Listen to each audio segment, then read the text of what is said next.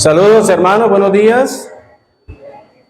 A veces cambiamos algunos protocolos porque nos acostumbramos a estos y bueno, necesitamos romper ciertas culturas que hemos tenido durante muchos años. Yo sé que ya les dieron la bienvenida, que ya les saludaron, que ya, en fin, hemos estado durante toda la mañana, casi toda la mañana, participando, orando, estudiando, en fin, investigando la Escritura. Quiero contarles que esta semana estuvimos en la junta de la asociación y hasta ese día yo ya tenía mi sermón preparado. Es decir, ya había estado trabajando tarde y mañana, sobre todo en las mañanas, investigando, leyendo, informándome. Y cuando llegó la junta de la asociación, el énfasis que nos hicieron es que hoy está comenzando la gran semana de mayordomía en toda la Unión Colombiana, por lo menos en toda la Unión Colombiana. Sé que algunos países de Interamérica también estarán involucrados. Entonces eso me hizo cambiar mi sermón, a empezar a investigar en otra dirección, con otros objetivos, en fin. Bueno, yo creo que ustedes van a calificar, ¿está bien? Entonces por eso, y le había pedido a 3 personas que vinieran hoy para que presentaran su testimonio de cómo Dios los había salvado en las dificultades, en alguna dificultad grave. Y cuando llegué a la iglesia, mi preocupación era dónde están, y no vino ninguno. Entonces, eso me dio razón para creer que realmente hoy el Señor quería que habláramos de mayordomía. ¿Está bien? ¿Listo? Entonces, es como el preámbulo del culto. Bueno, vamos a hablar hoy de mayordomía. Comenzamos en el nombre del Señor y decimos que en el libro de San Mateo, el capítulo 25, hay 3 parábolas que el Señor contó y que hacen referencia a lo que debía hacer quienes lo estuviesen esperando. Porque desde el momento que el Señor se fue hasta su segunda venida, todo el pueblo cristiano estamos esperando. Resulta interesante que a nadie le gusta esperar. Y es muy molesto esperar, hermano Jorge. Llega alguien y dice, yo llego a las 10 y nosotros como bien cumplidos llegamos a tiempo, y 10:30, 10:45 y no llega. Eso es muy molesto esperar. Pero no es tan molesto esperar cuando tenemos algo que hacer mientras esperamos. Usted se distrae. Por ejemplo, mientras espera, lee. Mientras espera, si está en casa, bueno, yo he visto la semana, mientras esperan a alguien, ultiman los detalles porque están ocupadas esperando. A veces ese que esperan llega justo antes y bueno, me acabé de sentar, está todo a tiempo, está todo listo. Lo ideal es hacer algo mientras esperamos. En ese contexto, el Señor Jesucristo contó 3 grandes parábolas, ¿ok? La primera habló acerca de las 10 vírgenes. ¿Sí? La segunda habló acerca de los talentos. Y la tercera habló acerca de las ovejas y los ¿qué? Y los cabritos. Y sería imprudente, por decirlo así, para mí tomar hoy las 3 parábolas, porque eso sale mucho material. Así que solamente vamos a tomar una, la que hace referencia a los talentos. ¿Estamos? Ok. ¿En dónde les dije que estaba? En San Mateo capítulo 25. Entonces vamos a trabajar. No olviden que estamos comenzando la semana de ¿qué? De mayordomía. ¿Sí están los jovencitos que estoy mirando? Ok, sí, están juiciosos. Estamos. San Mateo capítulo 25, versículo 14. Violetica, si ya me estás ayudando con la escritura, con la Biblia, le agradezco. Comienza diciendo, el reino de los cielos es también como un hombre que al salir de viaje llamó a quienes, a sus siervos y les confió sus bienes. A uno le dio 5 talentos, a otro 2 y al tercero 1. A cada uno según su ¿qué? Su capacidad. ¿Y luego qué hizo? ¿Y luego qué hizo? ¿No lo está leyendo? ¿Y luego qué hizo? Entonces dice, y luego se fue lejos. Luego dice en el verso 16, el que había recibido 5 talentos, enseguida negoció con ellos y ganó otros 5. Del mismo modo, el que había recibido 2, ganó otros 2. El verso 18 dice, pero el que había recibido 1, cavó en la tierra, escondió el dinero de su señor. Después de mucho tiempo, vino el señor de aquellos siervos y arregló cuentas con ellos. Llegó el que había recibido 5 talentos, trajo otros 5 talentos y dijo, Señor, 5 talentos me confiaste. Aquí tienes otros 5 talentos que gané con ellos. Verso 21, su señor le dijo, bien, siervo bueno y fiel, sobre poco has sido fiel, sobre mucho ¿de qué? Entra en el gozo de tu señor.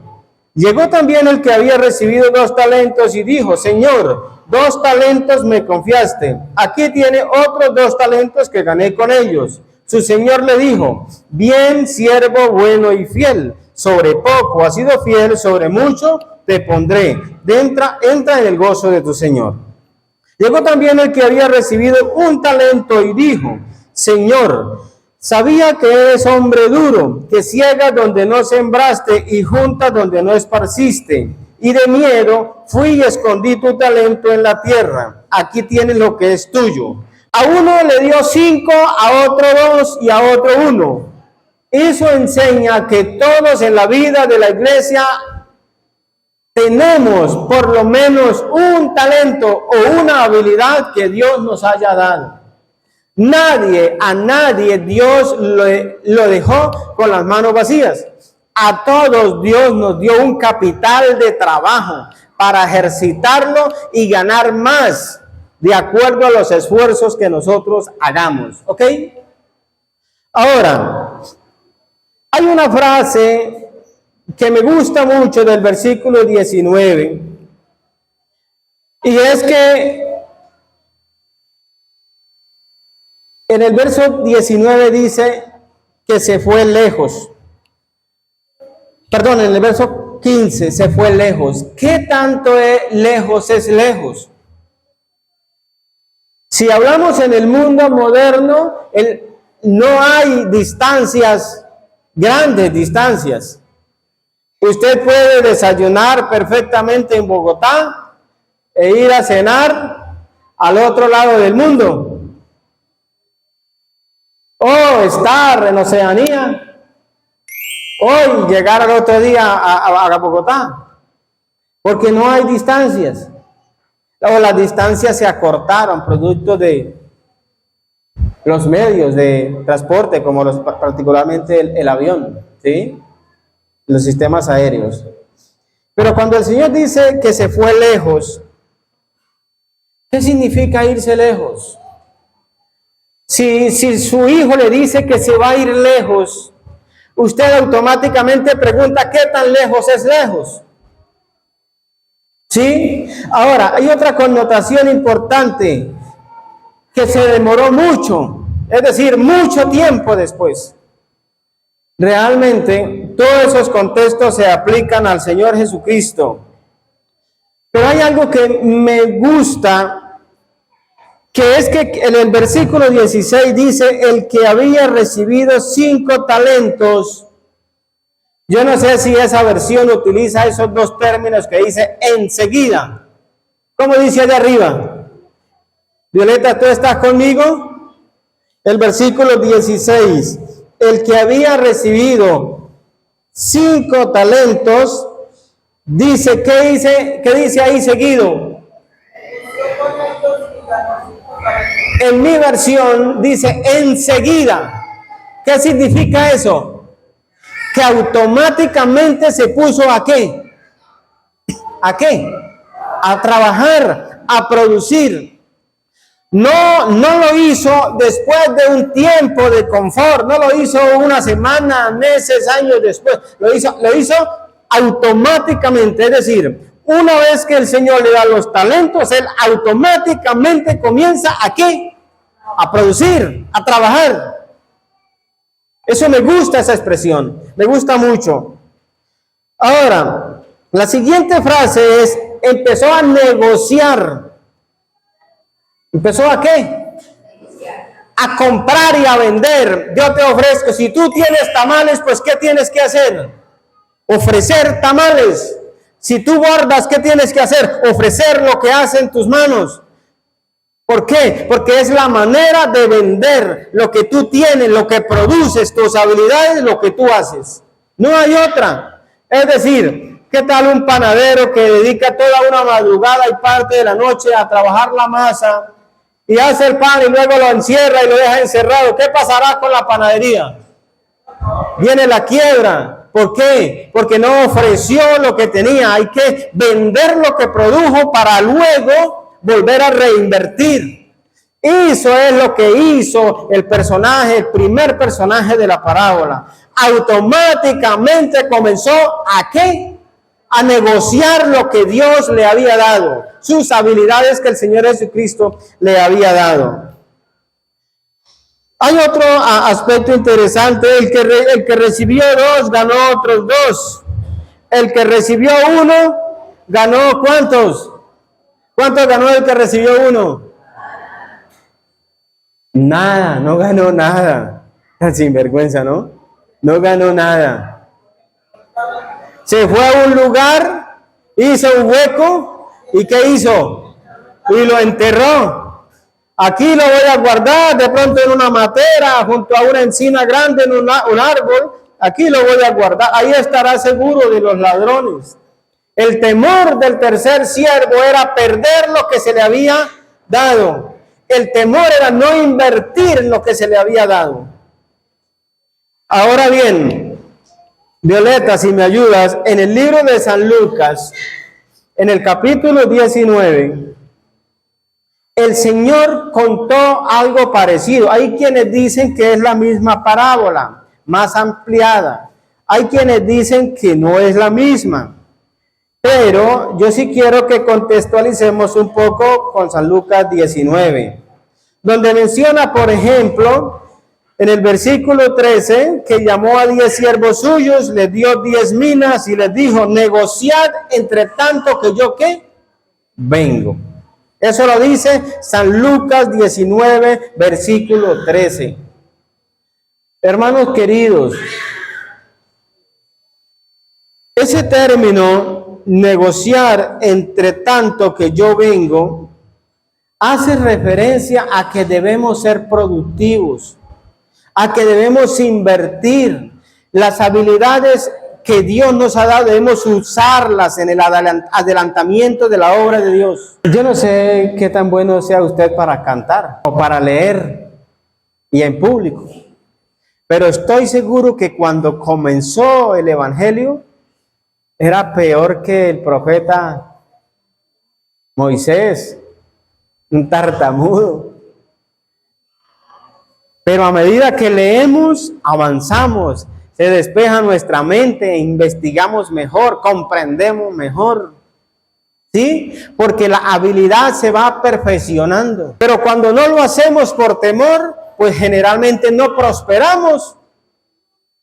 Y yo quisiera contarles que cuando era adolescente quise cantar y para ahí las hermanas me dicen que, bueno, que yo porque a veces no escacho muchas notas, ¿no?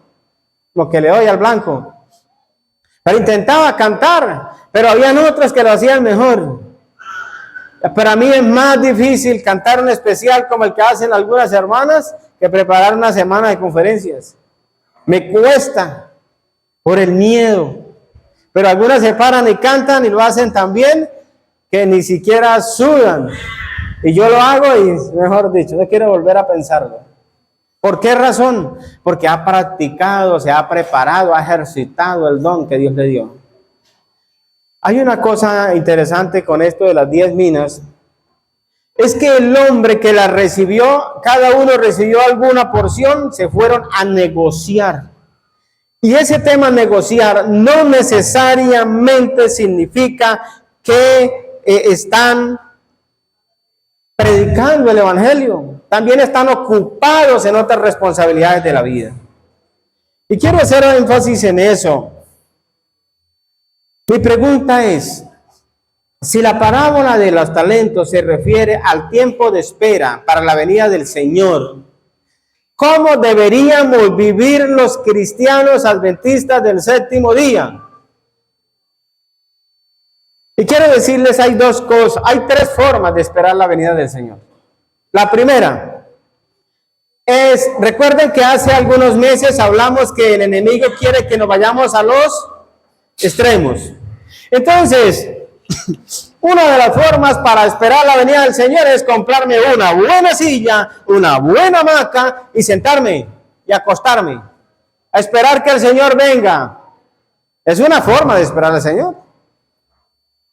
Otra es, bueno, entonces el Señor ya viene, irme al otro extremo. Entonces vamos a irnos para la montaña más profunda para no contaminarnos con la sociedad actual, para allí entonces volvernos más santos. ¿Está bien o mal?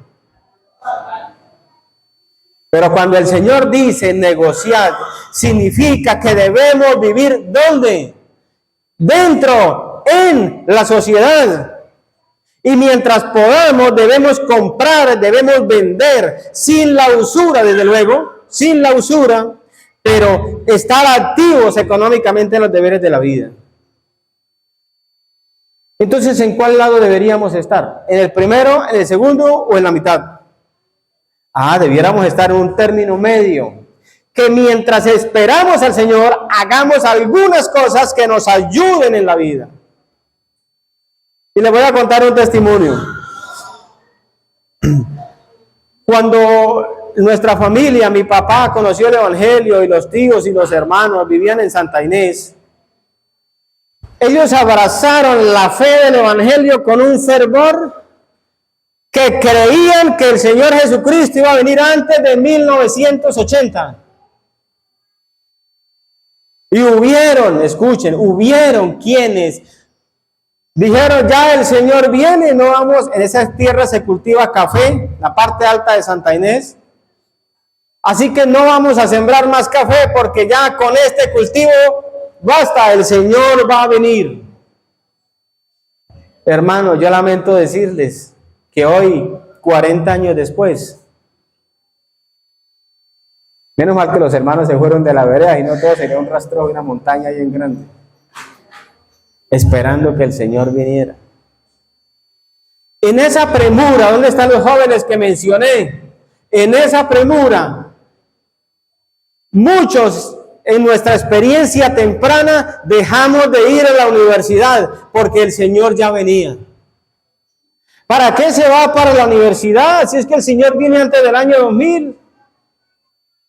Y a muchos nos quitaron, nos cortaron las alas en el sentido de que no hagan nada más porque el Señor ya viene. Pero habían olvidado que la parábola decía, negociad entre tanto que ¿qué? Que yo vengo. Por eso de nuestra generación, ya saliendo casi a la siguiente generación, algunos se fueron para la universidad. Pero la de mi generación fueron pocos los que fuimos a la universidad. ¿Por qué? Porque nos enseñaron que el Señor ya venía y ya venía. Y se habían ido a uno de los extremos que el Señor no quiere que tengamos en la vida de la parábola. Queridos, por eso yo quiero aprovechar este espacio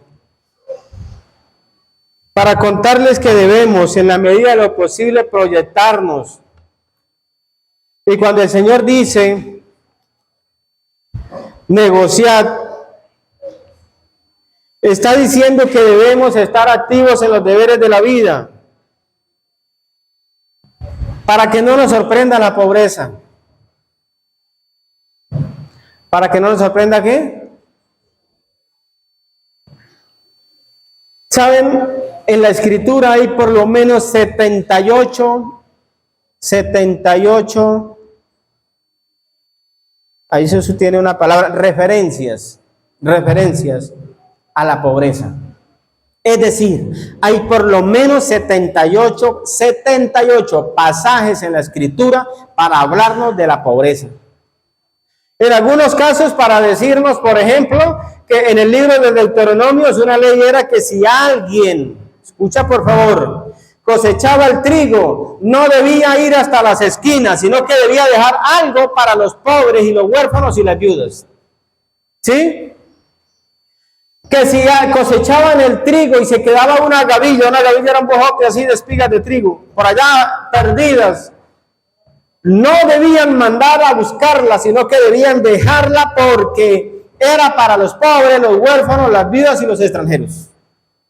¿Está bien? En ese contexto. También en el contexto de pobreza encontramos, por ejemplo,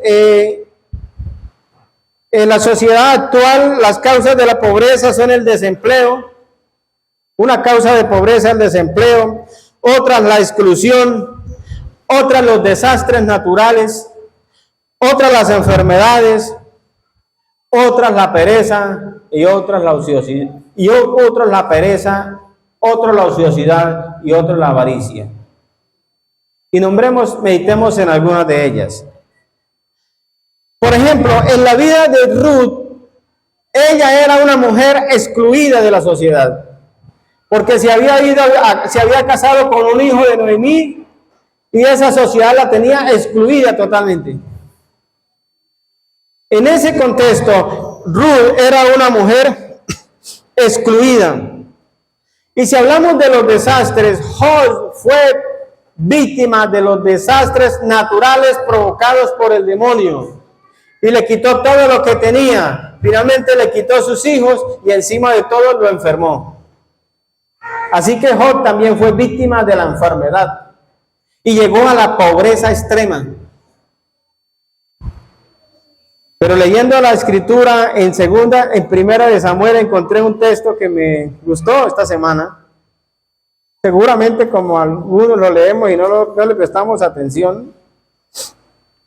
Y en el versículo 7 de primera de Samuel 2:7 dice, el Señor empobrece ¿y qué?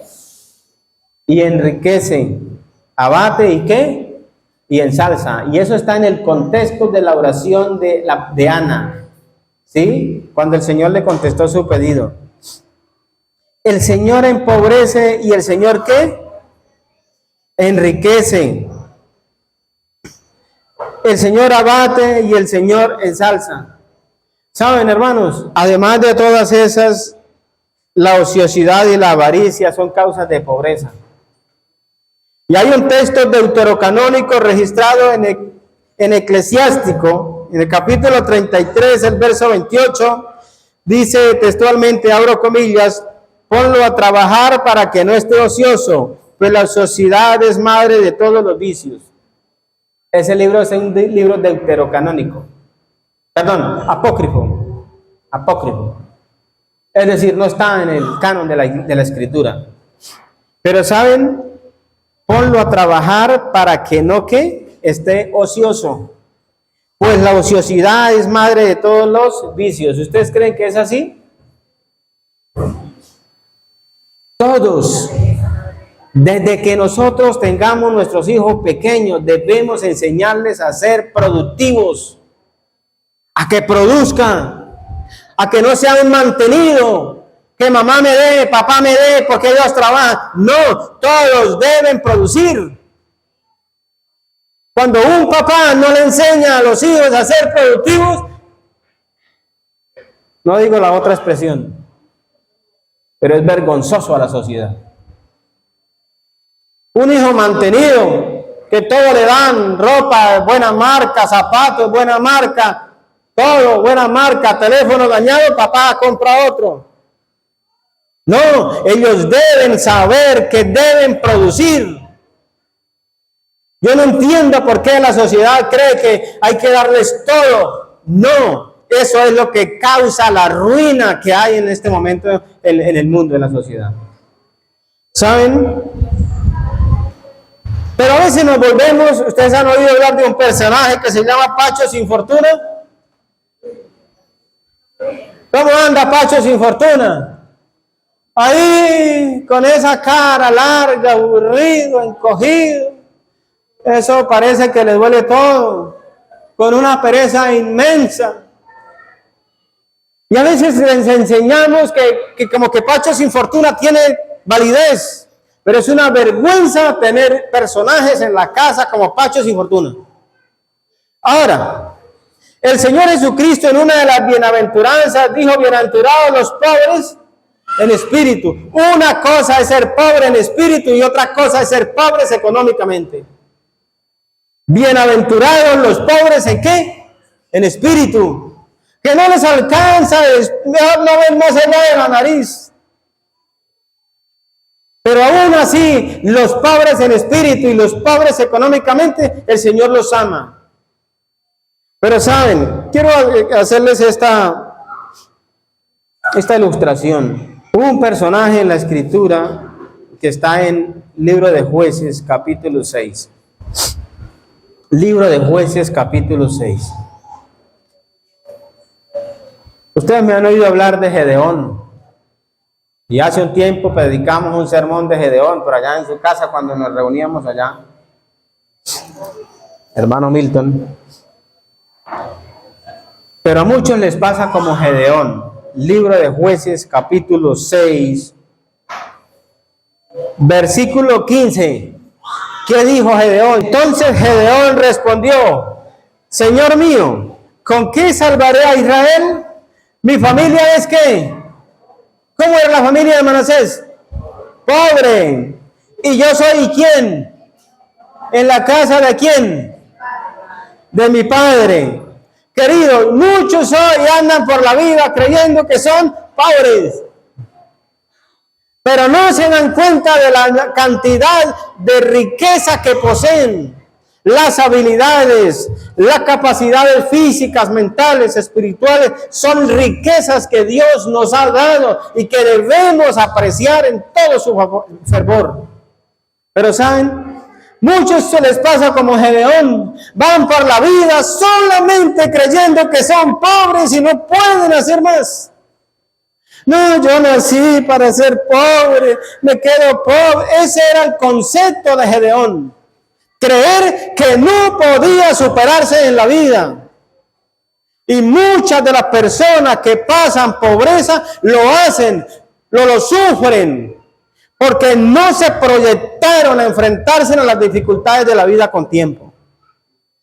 Ahora, es interesante que Gedeón dijo: no, Señor, es que yo peor soy pobre y aparte de todo, soy el menor en la casa de mi padre. Queridos, no importa el lugar que usted ocupe en la familia, no importa que usted sea pobre en los bienes de este mundo, mientras uno tenga ganas de luchar, de motivarse a trabajar, ¿qué cree que va a pasar? Va a surgir en la vida. Y le voy a contar una ilustración de mi papá por allá. Él contaba en algún sermón que 2 ranas cayeron con leche. Y la una allá y la otra aquí. Y una se relajó y dijo: aquí me muero. De qué bueno morirme entre la leche. Y se murió y se ahogó entre la leche. Pero la otra, dice él, comenzó a saltar y daba golpes para allá y daba golpes para acá hasta que logró que la leche se cortara o cuajara.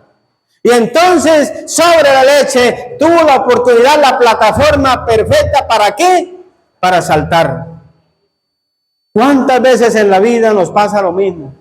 Nos ahogamos en el problema pensando de que no vamos a surgir. Y estas semanas he estado visitando algunos emprendimientos de los hermanos. Estuve en el emprendimiento de la hermana Claudia y de la hermana Yolanda. Me gustó lo que tienen en ese emprendimiento. El jueves, el viernes, estuve en el emprendimiento de la hermana Isabel, la hermana Fanny y la hermana Isabel.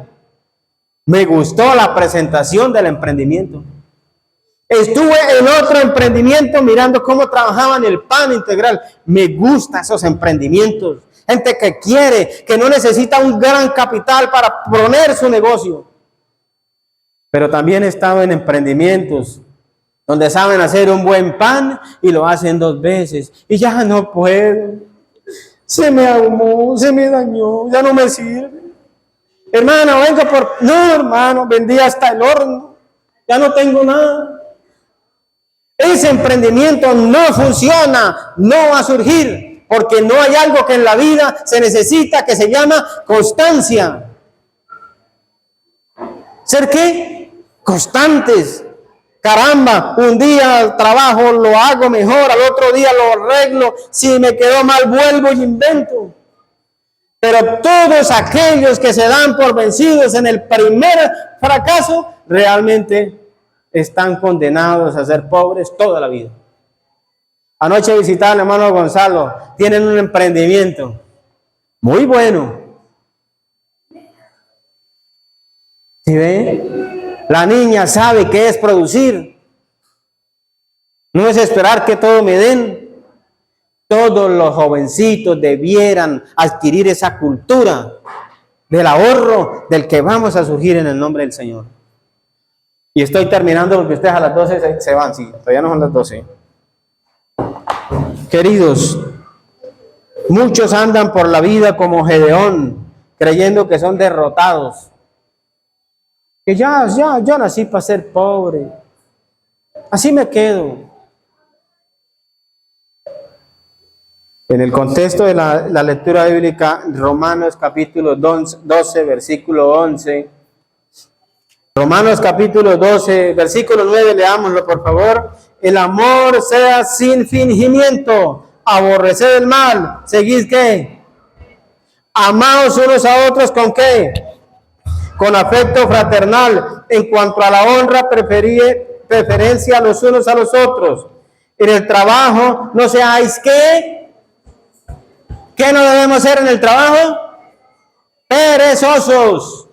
La pereza es la mata de todos los problemas en la vida. Un perezoso es aquel que dice voy a trabajar un ratito y me voy para la casa y descanso. Ya trabajé, ya me gané el sustento diario. No, eso es pecado, hermano, porque si usted puede trabajar y producir más, pues madrugue a trabajar. Y el contexto popular dice que el que madruga, Dios le ayuda. Pero si usted no quiere prosperar, pues levántese tarde, arréglese tarde. Gánese solamente el pan diario. Que el día que no pueda trabajar, ese día vamos a pasar necesidad. Ese día aguanta hambre. En ese contexto hay un término del libro de Proverbios que dice, mira la hormiga, oh perezoso, considera su camino y sé qué, sé sabio. Y mi papá me enseñó que esos grandes raticos empleados en la vida son los que nos dan estabilidad. Sembrando unas matas de cilantro, sembrando 10 matas de tomate, sembrando o produciendo un pan, bordando algo, algunas tejen, qué bueno, algunas venden revistas, qué bueno. Pero todos debemos tener algún emprendimiento en la vida. Que nos quede claro eso. Por eso el apóstol Pablo dice, en el trabajo no seáis perezosos, sed fervientes en espíritu, ¿sirviendo a quién? Sirviendo al Señor. Gozosos en la esperanza, sufridos en la tribulación y constantes ¿en qué? En la oración. Que el Señor quiera que esta semana de mayordomía que comienza nos ayude a todos a tomar buenas decisiones en la vida, en todo, en el tiempo, en la mayordomía del tiempo, en la mayordomía del dinero, en la mayordomía de la salud, ¿sí? Y la mayordomía de los recursos que Dios nos da. ¿Sí? Que seamos sabios en la vida para administrar eso. ¿Quieren que así sea? ¿Quieren ustedes hacerlo? Amén. Que esto no sea un regaño, que esto sea un estímulo. Y si hay algún hermano que ha sido vulnerable más a la pobreza, quiero decirle a él que el Señor está con usted, porque el Señor no desampara a sus hijos. Esa es la promesa que tenemos. Amén. Amén. Que ese sea nuestro anhelo, nuestro deseo justo antes de ir a casa. Amén.